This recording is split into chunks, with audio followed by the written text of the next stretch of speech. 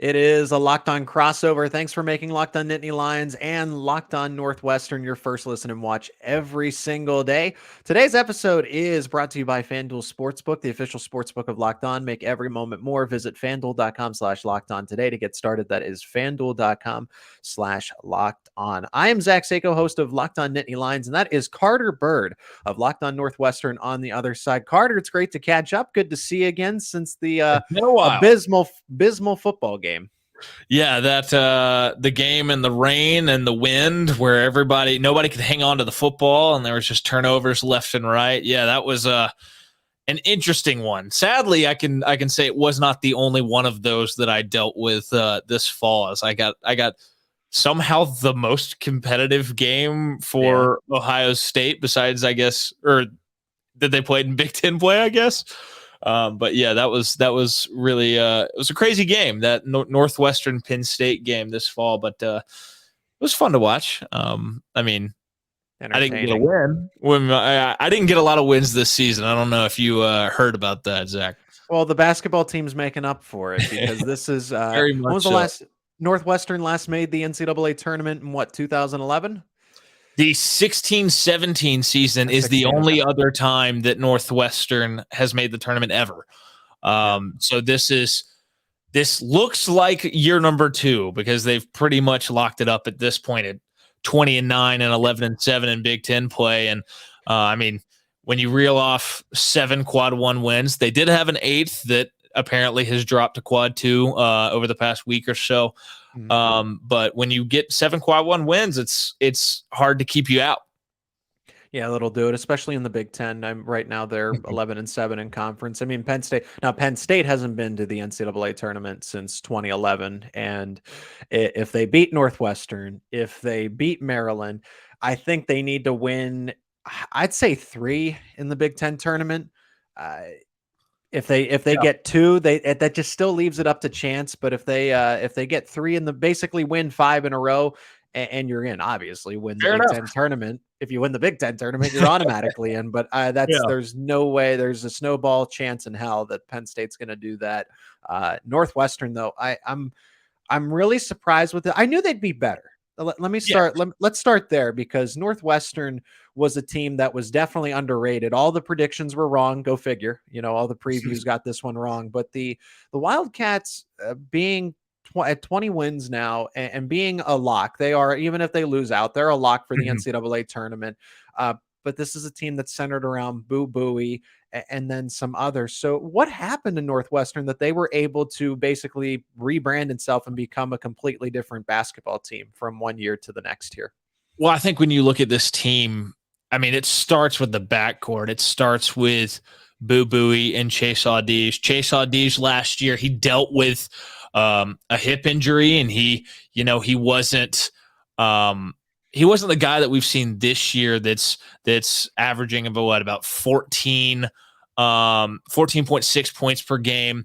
He's also, I mean, he's about as good of a defensive player, like guard, as there is in this conference. Yeah. I know he's a semifinalist for like the Naismith Defensive Player of the Year award. I think that came out today, I want to say. But I mean, he's been really good.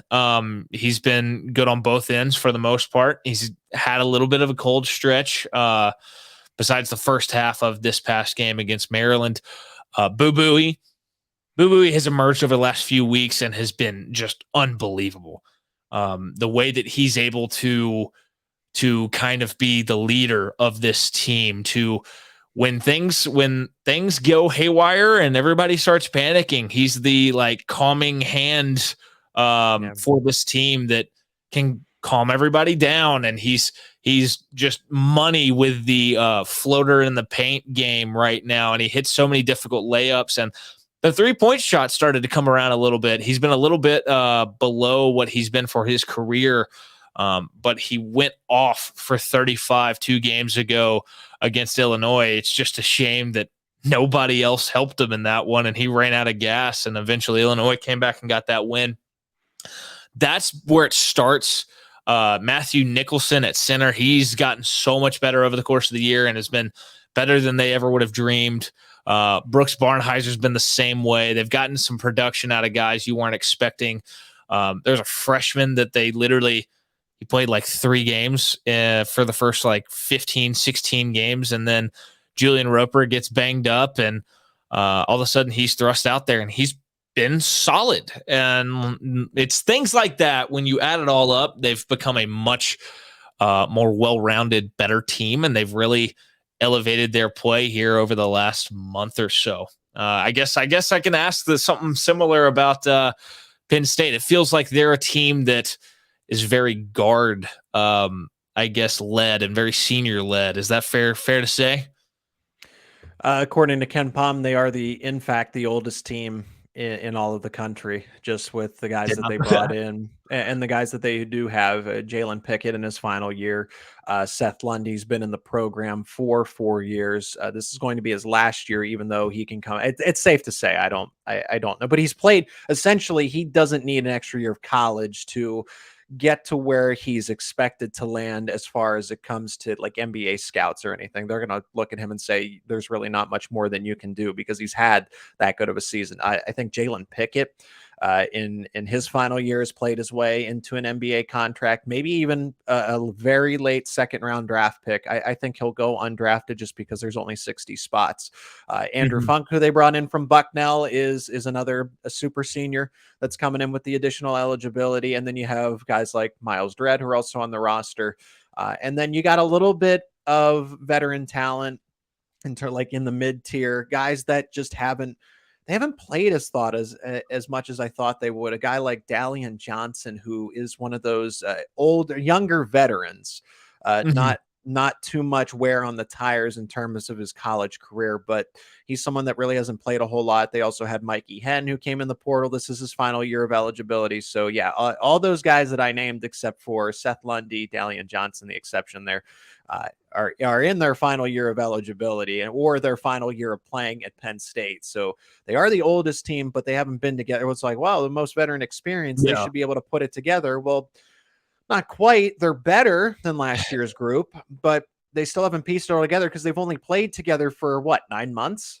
This is a group that's been practicing together since June of last year, and a second-year head coach at Penn State who has done a phenomenal job.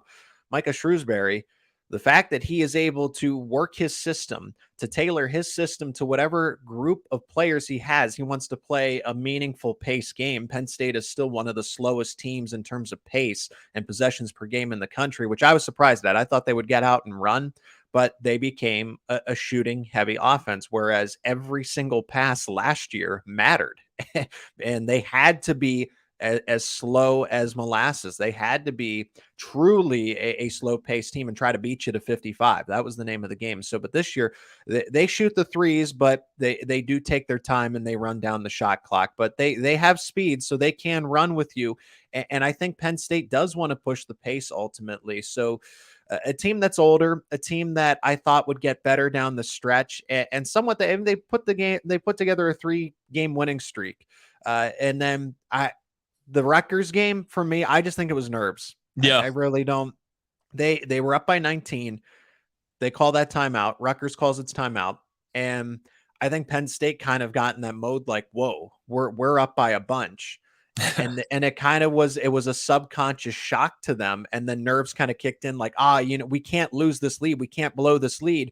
Whereas they should have said, let's step on the gas pedal. Let's step on the gas pedal. So that's where they are to this point. We're going to continue our conversation previewing Penn State versus Northwestern. This game tipping off 9 p.m. at Northwestern for Wednesday, March 1st. Today's crossover episode between Locked On Nittany Lions and Locked On Northwestern is sponsored by FanDuel. The midway point of the NBA season is here. Now's the perfect time to download FanDuel, America's #1 sportsbook, because new customers get a no-sweat first bet up to $1,000. That's bonus bets back if your first bet does not win. Just download the FanDuel Sportsbook app. It's safe, secure, super easy to use. Then you can bet on everything. Pick your favorite NBA bets. It can include the core markets like spread, money line, and total, player props like points, rebounds, assists, and so many other exclusive bets like the 2x3, where 2 3-pointers are scored in the first 3 minutes. Plus, FanDuel even lets you combine your bets for a chance at a bigger payout with the same game parlay. So don't miss your chance to get a no sweat first bet of up to $1,000 in bonus bets when you go to FanDuel.com/locked on. That is FanDuel.com/locked on to learn more. Make every moment more with FanDuel, an official sports betting partner of the NBA. And thanks so much for making Locked On Nittany Lions and Locked On Northwestern the crossover today. Your first listen and watch. Make sure you check out Locked On College Basketball. Everything you need to know about college basketball in one place. Plus, you get to hear from big name experts, insiders, players, and coaches. That is Locked On College Basketball, available on YouTube and wherever you get your podcasts. He's Carter Byrd. I'm Zach Seyko. Of course, if you haven't already, subscribe to both the channels, Locked On Northwestern, Locked On Nittany Lions. Help us boost the subscriber count and appreciate the support if you've done so already. We're talking men's basketball, Penn State Northwestern, a crucial game for Penn State because it's do or die. The mulligan here, we've kind of come to the terms here for the Nittany Lions that they need to go 4-1 down the stretch of the last 5. Well, that one loss was Rutgers. I thought it was going to be Northwestern. It's going to be Rutgers. So now this is the case where Penn State must win this game. They must win. It's a must win against Maryland, whereas Northwestern, they're in the tournament. They could lose out. They could lose embarrassingly the remaining games that they have and still get. I know what they still have a lot to play for, Carter. They still have one of the buys, one of the double buys in the Big Ten tournament. You obviously want to have a better seed in the NCAA tournament. But Northwestern, at least for the past 2, they've cooled off significantly. They had that 19-point lead or an 18-point lead against Illinois. And so talk about blown leads. We're in the same boat here. And then just Maryland, just boat racing Northwestern. Now, Maryland beat everybody in the Big Ten at home. So I don't think the Wildcats feel bad about that one. But do you think that Northwestern's gotten a sense of comfortability down the stretch here? I'm not sure I feel that way just because of the way, the way that they've kind of, they still have this air about them. Like, hey, well, we're picked coming 13th in this conference. Like everybody doubted us. And like, even still, like in that run of games, I'm pretty sure that they were underdogs when they went to Wisconsin, after the Michigan loss. And then I know they were underdogs at Ohio State, underdogs against Purdue, Indiana, and Iowa. They may have been a 1-point favorite against Iowa, but it just doesn't feel like they've gotten the respect and attention that you would expect a team that reels off wins like that. I think they still have that mindset. At Illinois, I mean, they got off to a great start. I mean, Boo Buie literally outscored Illinois in the first half. He had 22 points to Illinois' 19 at halftime. And then we saw it was an off game for everybody not named Boo Buie or Brooks Barnhizer. And then you saw Illinois get really hot in the second half. And nobody stepped up for Northwestern in that one. I still thought they fought well.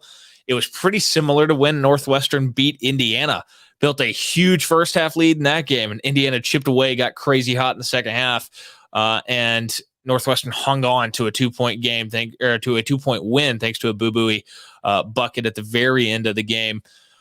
Maryland, something that was a talking point coming into that game is this team was now like freed up to they don't have to feel the pressure about making the tournament because they've already done it. And it's freeing them up to not be like crazy stressed. Like every game is like so do or die and so crazy vital. First half, they looked like a team that was playing loose. The movement of the offense was beautiful. A bunch of open shots. They shot 59% from the field, which they may not have done at any point in the first half or in a half of a game all year.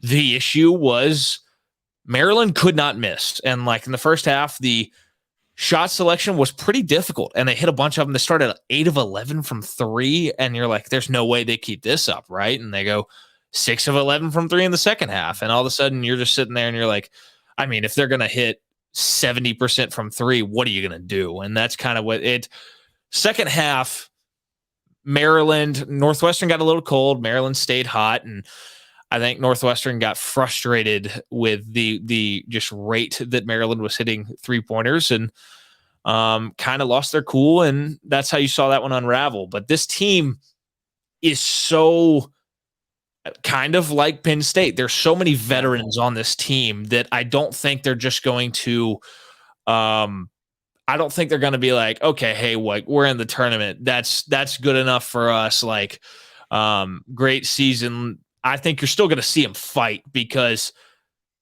by beating Indiana, by beating Purdue, by getting wins like that, I think this team has a belief that they can. I mean, when they play their game, they can beat anybody in the country. It's just about getting consistency from whether it be Boo Buie or Chase Audige, which Boo Buie for the most part has been pretty consistent. Chase Audige has gone through it a little bit in the last few weeks, but Ty Berry and Robbie Barron, guys who we've seen. I mean, Ty Berry, when they played Nebraska, he had like 27. He was insane. He just could not miss from three. And then he like didn't hit a three for like 2.5 weeks. And it was like, I don't know what's happening here. But I think this when they're on, this Northwestern team believes they can beat anybody in the country. And I think that they have the veterans to keep that hunger and chip on their shoulder. Remains to be seen if they continue the winning ways that they've had for the most part this year. Would you say that has this Penn State team, because there's all these leaders in that 3-game winning streak, did you think that they were kind of coming together, starting to play some better ball? I mean, the Illinois win's impressive. I mean, Minnesota's Minnesota, but I'm curious what your thoughts were about the, I guess, 3 games leading into that Rutgers game. I mean, interestingly enough, Minnesota's Minnesota. I think I think a high school JV team could beat that. And it's just what they've gone through too. They've had COVID, they've had games canceled due to other circumstances. So but they're the worst team in the Big Ten when all said and done. And Minnesota gave Penn State everything they could handle. Penn State, fortunately, being the better team, was able to close it out. But if there were a couple more holes on that Penn State team, Minnesota gave everything they had against the Nittany Lions. So the game before it against Illinois, seeing that one in person, Penn State just, I think because they're so adept in the backcourt, Penn State has no front court. Okay. They just, their freshman Kebajai, I can't wait for him to be a much better player next year. He's playing out of position. He's a 4 playing as a 5. And he's against guys like Zach Edey, Hunter Dickinson. Like this just isn't fair to a kid. He's still a kid going up against 6th, 5th, and 6th-year seniors in the Big Ten, who are the biggest in the country. Like the Big Ten is the most physical basketball conference, and it's completely different from the way the rest of the NCAA plays. I swear, it's almost completely different with the SEC.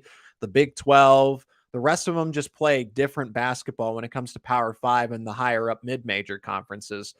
And then there's just the Big 10 where it's, first one to score to 50 kind of thing. And it's great for TV, great to watch and ticket sales. But Penn State, to your point, I think I heard a stat today or something. I guess it may be since that Rutgers game for Penn State. I think Rutgers is something like 18-1 this year when they hold a team below 65 or some crazy stat like that. Exactly. I mean, that's kind of what you see when you look up and down the Big Ten.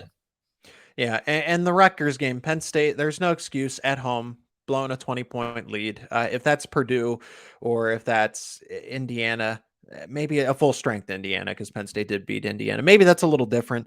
But in this case, Rutgers I just think they played a little more mentally tough than them. I think Penn State was trying to anytime there's a team that's looking to be a bull in the china shop and that other team is carrying like a glass plate around, who's going to win in that instance? And I think that's what Rutgers says. Like, let's just go mess stuff up. And Penn State was trying to protect this fragile lead. the second that script flipped in the second half. So I'm going to chalk that up to just mental toughness in that game. Shooting Rutgers plays exceptional defense. So Penn State wasn't going to put 80 or 90 points on them, but Rutgers and Northwestern are both very good defensive teams. So at the end of this matchup worries me. The game against Illinois isn't shocking by any stretch because Penn State just matches up well with the Fighting Illini. They're so good in the backcourt that Illinois is just, because when Penn State went all guards 1 through 5, that's when they scored a boatload of their points, if you can believe that. But for a team like Northwestern, that's like Rutgers, where they're physical. They only allow 61 points per game or so. 62 points per game. And they're just a defensive-minded team first. That does not bode well for Penn State. Teams that like to run, that want to shoot, that want to play transition basketball, Penn State can do that. So it's teams like Northwestern, Rutgers that really go to this. We're going to take every second off the shot clock. We're going to be very conscious with our possessions, and we're going to get the tough contested twos, whether you like it or not. And I just don't think Penn State and if you have a player that's 6'10" or taller, Penn State's screwed in that matchup anyway. So as I want to devote our final segment to keys here, Carter, because I don't think Penn State matches up well in this. The spread for this one is Northwestern -3, -2.5, depending on where you look. Total set at 134. So that would project this game around 67-64. ESPN gives Northwestern a 73% chance, and that's kind of a three-fourths of the time. If you play 10 games, I easily see Northwestern winning at Northwestern 7 out of 10 times. But Northwestern does not shoot well, and this is going to be interesting to me because Northwestern doesn't shoot well, and Penn State's one of the worst defensive efficient teams. They are very bad at defending efficiently. So they won't give up 80, 90 points, but they give up the easy basket. It's not about the quantity. They give up the quality shots without any problems here. So what would you say about Northwestern just being, do you think they'll have, because they've struggled on offense. They're okay offensively.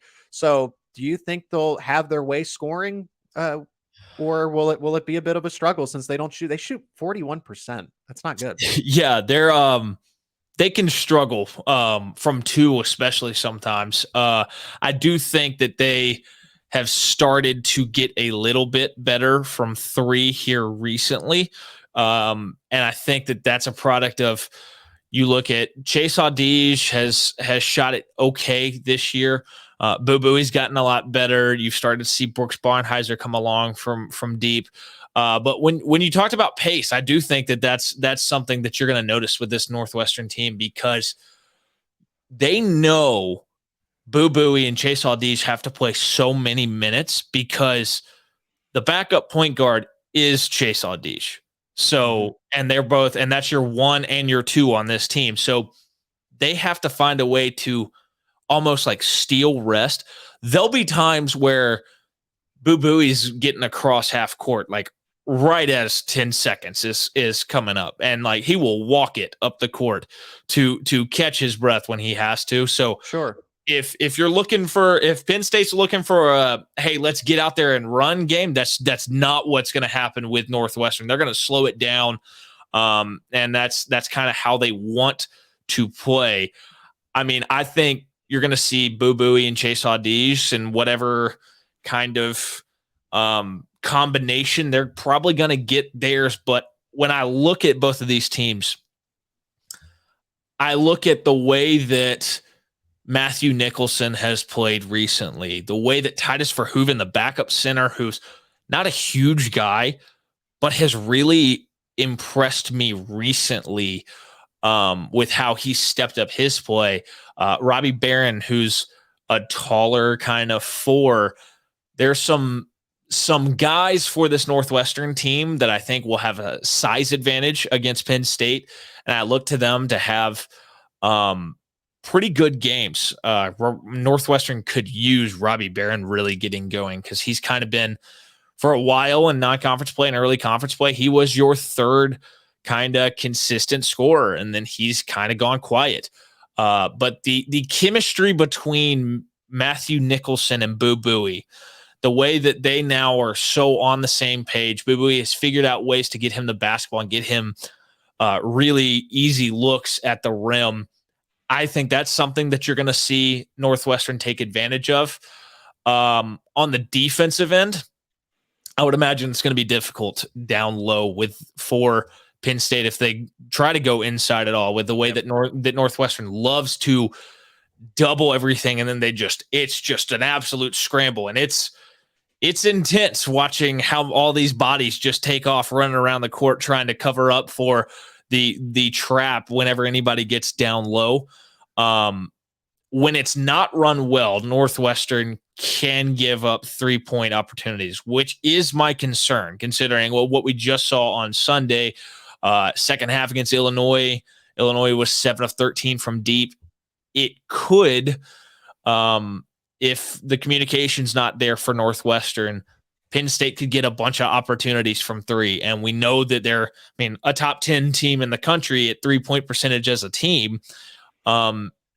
That could be a way that Penn State stays in the game. But if Northwestern slows the pace down, limits Penn State's 3-point opportunities, I think with the size advantage, and they're going to want to get the ball down low, I would say that Northwestern definitely has the advantage in this matchup in my mind. I'm curious what your thoughts are going into this one. Yeah, if it's going to be rebounding that awful shooting performance. It's not going to be rebounding itself. It's going to be capitalizing on the fact that you were so atrocious against Rutgers. The two best shooters nationally in the country, Andrew Funk and Seth Lundy, are the two. They're the best duo, and then they're up there in the top 10 in terms of individual shooting. They went for a combined 1 of 18 from 3-point range. So mental toughness is my key in this one. How do you bounce back from losing you were up by almost 20 to 19? It was a 20-point deficit, right? Close to it, and at home, and you blew it. So is Penn State going to be able to travel just a few days later against a good Northwestern team? I don't even know if I'd trust them in this case against Minnesota's pushing it, but just lower teams in the conference. They've struggled on the road. If it hasn't been at the Bryce Jordan Center, they've had a tough time, other than Illinois, right? Because they even the neutral site games, it was tough. They barely squeaked by a Furman team, which I think will win its conference, but Penn State should have been significantly better than them in that one. They lost to Virginia Tech in neutral, and then they've lost to teams like Nebraska. They got embarrassed by Michigan. So they just don't do well away from home. They don't match up well against Northwestern. I have a hard time picking them given the circumstances. I bet that Micah Shrewsbury is going to put together the best game plan here. But even with the veteran experience, if they had beat Rutgers, if they had survived that game, I think they win this one against Northwestern. But the reason the spread's so close is because, as you said, Northwestern doesn't defend the 3-point shot as well as you would like them to, which is why they're assuming that Penn State's going to outshoot them. But I think Northwestern's just bigger in the front court. They're defensively sound. They're physical. It seems like Penn State doesn't respond too well to physical teams, particularly Rutgers. Big Ten referees haven't been calling things that are egregious, but that's besides the point. So I think Northwestern's going to get away with a little extra physicality. It's on the tape. They know it's there. And unless Penn State shoots lights out, but that's tough. That's a tough ask to say to college kids. They're still young men, guys that are in college, to say, toughen up. We got a road game against one of the best teams in the Big Ten, and you got to go over there in a must-win game. There are no more mulligans. You got to go on at least a 4-game winning streak. My safe bet is a 5-game winning streak. If you won in the NCAA tournament, there's just too much on the line. I think Northwestern can play a little relaxed here. They don't have to travel. I don't know. I think Northwestern wins this game. I think it can be. I think it'll be single digits. I think Northwestern, based on the spread, I would have said 6. So I'm going to go somewhere in the neighborhood of 70 to 64. I also do wonder with that line. I'm not sure if, because it's never been that hostile of an environment, the Welsh Ryan Center, and all of a sudden this year it is extremely loud. I don't know if you caught the Northwestern Iowa game when Fran McCaffrey got ejected. The entire arena is chanting, "Where's your daddy?" to Patrick Ooh. and Connor McCaffrey. It's that kind of thing where they've really gotten after some people.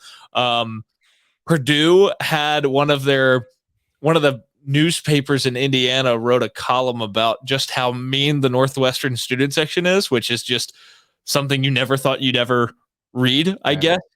And then I guess the other thing that when I look at this Penn State team, and I'm curious, I know that this is a little off topic, but I guess it's not off topic because it's pertains to this game. How noticeable is it that Penn State's dead last in the country in offensive rebounding? Is it noticeable when you watch them like every game? Gosh, they never have a second chance opportunity. I was surprised from the few they had one possession where they got 3 second chance opportunities because the rebounds were just tipped, balls off the glass were just tipped out, and somehow Penn State got a hold of them. And then Rutgers returned the favor and did the exact same thing its next possession. So yeah, Penn State basically goes down the floor, will swing a couple passes, shoot a shot, and then that's it. You know that a second chance opportunity is not coming, and then something else they're bad at, defensive efficiency. It's just, again, it's not the quantity, it's the quality, and they have a tough time just defending the easy shots. So Northwestern should have its way, especially in the paint, unfortunately, again. And if they're going to bracket Jalen Pickett had to put up 40 points and then 30 points to beat Illinois and Minnesota consecutively. So I just don't like Penn State's chance. It's really, it can happen. That's why ESPN says Penn State wins a quarter of the time. So 25% of the time they'll win this type of situation, but given the circumstances, I think it's going to be in that favor of Northwestern here. What's your score prediction, Carter? I tend to agree with you. I think this is a game where Northwestern probably, I would say, covers 2.5.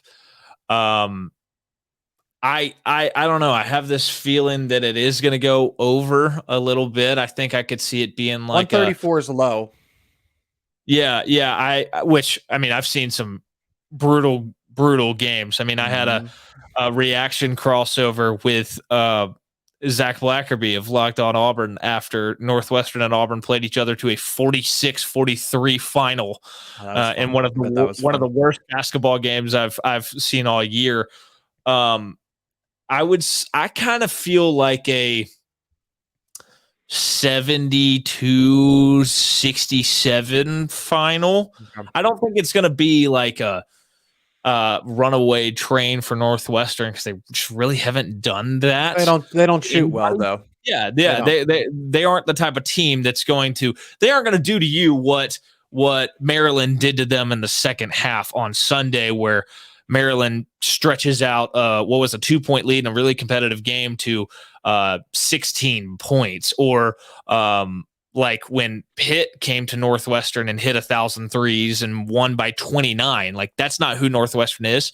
I think it's going to be a single-digit game. I think 72-67 is kind of what I have in my head.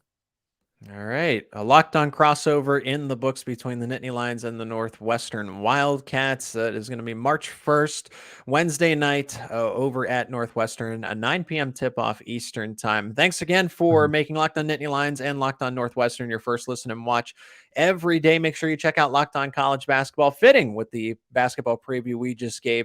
Everything you need to know about college basketball in one place, plus you get to hear from big-name experts, insiders, players, and coaches. That is Locked On College Basketball. Available on YouTube and wherever you get your podcast. Carter, it was great to catch up again. Can't wait to do it. Maybe we work something out over the summer to preview Penn State and Northwestern a little early. And so much more. And then your Wildcats will be in the tournament, and hopefully Penn State can have some magic here. But clearly what we've talked about, we don't see it that way. But it's always great to chat. Glad we could connect. 100%. I enjoyed it. It was fun to sit here and break this one down.